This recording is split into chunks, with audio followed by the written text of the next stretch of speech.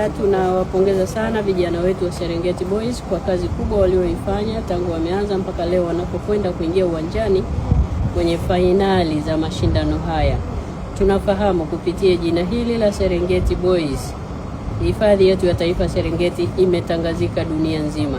Kama mnavyofahamu, hifadhi ya taifa Serengeti mwaka 2025 ilishinda tuzo ya kuwa hifadhi bora duniani, na Serengeti Boys wamethibitisha hilo kwamba hili jina ni jina halisi na hifadhi hii, na mwaka huu 2026 kwa haya yanayotendwa na vijana wetu wa Serengeti Boys, tunaamini pia hifadhi yetu ya taifa ya Serengeti itaendelea kuwa juu, itaendelea kuwa namba moja ndani ya uso huu wa dunia.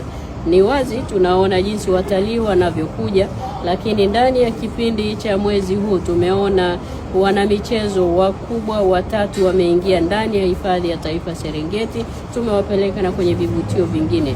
Tunafahamu michezo ni afya, michezo ni ajira, lakini michezo ni utalii, na sisi tuko hapa kuendelea kuuza vivutio vya utalii ikiwemo hifadhi yetu ya taifa Serengeti.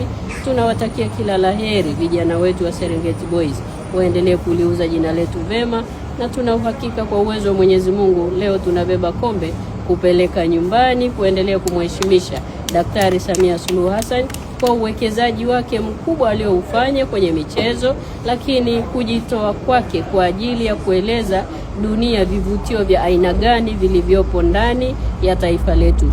Pale alipokwenda mtaani, alipokwenda kwenye hifadhi zetu zote na kuieleza dunia ndani ya filamu ya The Royal Tour pamoja na filamu ya Amazing Tanzania, tumeona nchi yetu imeendelea kufanya vyema sana katika eneo hili, na tutaendelea kuunganisha